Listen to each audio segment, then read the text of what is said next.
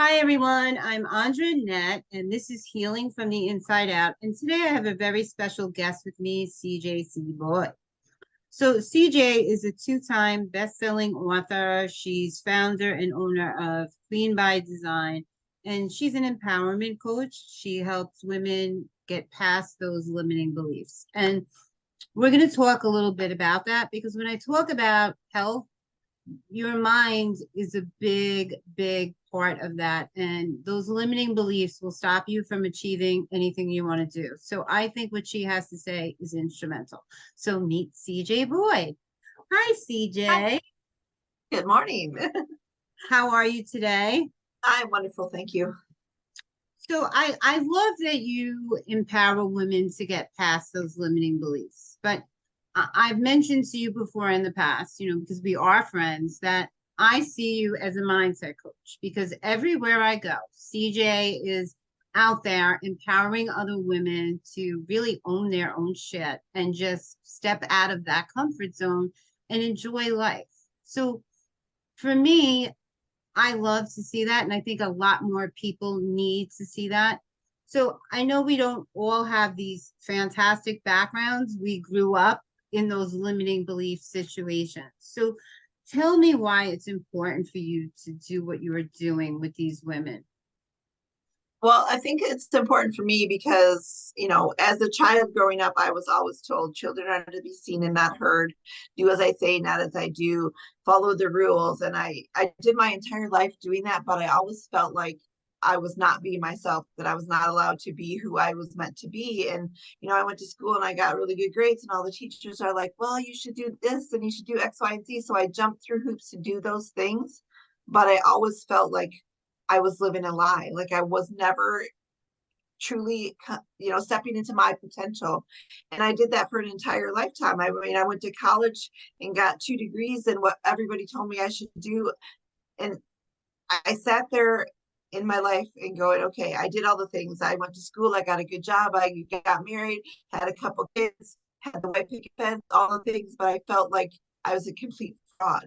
And I think that it's so important for a lot of women to understand that you don't have to follow the rules. You don't have to do the things that everybody else has told you that you need to do to be successful, because a lot of times you do those things and yet you're still missing a piece of you. And so for me, it's important for women to understand that you get to choose. You don't have to have this label about you that says what your value and your worth is. And when I, went through my first divorce, I was like, people ask me, why are you leaving this? You have the perfect marriage, you have the perfect family, you built this beautiful house. I said, yes, but it's not worth it if I'm dying inside and I'm not who I'm meant to be. So that's why it's important for me, because I don't want any other woman to feel that disconnect, that desperation, that frustration of feeling like, okay, I've done all the things, but yet I'm still missing. I love what you said. I've been doing a lot of energy work lately. Okay. And it's all part of that healing. So when I talk about healing, I am that health person, but every day I'm healing in new ways. There's so much in our past that really do define our future. And it's a continual growth process. It doesn't happen overnight. So a lot of people think you could just speak positive affirmations and everything goes away. And it's really not that simple. I wish it was, because you really do have to do that inner work. Recently, I've noticed that some people have the propensity to push my buttons, and I wasn't really understanding why. So I said, what is it about them or me that is allowing them to get under my skin? And it's kind of because they don't align with who I am as a person. So it's nothing against them. Everybody is different and we're all entitled to our beliefs and everything. But you kind of have to use those parameters in all areas of your life, because there's always going to be those voices, those people that tell you you're not good enough, or that's not a real career, or why do you want this? It doesn't really matter what people think is appropriate for our life, because at the end of the day, it is our life.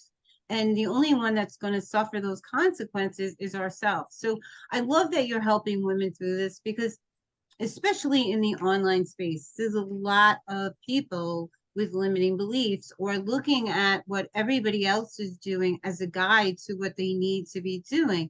And it really takes them further away from their journey and who they are as people. They just need to show up and share their gifts. Would you agree? I agree. And it kind of like my own story kind of lands, and it kind of just validates what you just said, because, when my cafe closed and I was like, okay, I need to do something online. And I had all these people reaching out to me and go, oh, you should jump into this MLM, or you should do this, you should do that. And I was like, okay, but I'm going to continue to still live the life that somebody else is telling me that I want to do. And when I really started digging deep and reflecting and going through this discovery process of who I am at the age of 50, who is CJ? What does CJ really want out of life? Not what is my value based upon my label as wife or mom or, entrepreneur or cafe owner. It's like, what do I want at the soul level? What do I want to be able to do? And when I thought, okay, I can jump into a business out of desperation because I need money to be able to save my home and to save the cafe building. I can do that, but then I'm going to be 6 years from now in the same space mindset where I was, where I felt like I'm just doing it and going through the motions, but really digging deep and reflecting on what you truly want as a person, as a human, and realizing that you need that not only for yourself to heal yourself, but you need that because there are other people who need to see you succeeding in ways that they never thought possible, to be able to say, okay, here's CJ. There's nothing special about her, but she's willing to step in and embark on this journey to come back to herself. And that's what it is. I mean, I think people think they need to do what everybody else is doing and be this cookie cutter image and jump through all these hoops to become something they're not. When in reality, I think it's need to get rid of those limiting beliefs to come back to who we truly are. I love that. And I beg to differ. CJ is something special. Oh, You just need to stand in your power.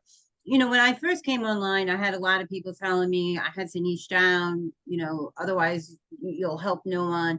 And I said, but I am all health. How do I separate which parts of health I want? So this show is kind of helping people see that the emotional health, the physical health, the spiritual health, if you're not spiritually fit or you're emotionally broke, you're not healthy.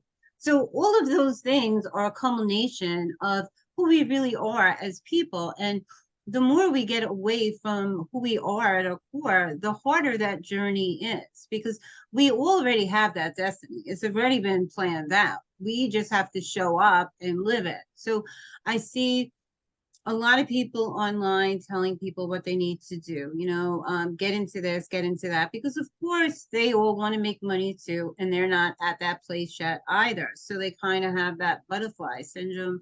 They're looking here, they're looking there.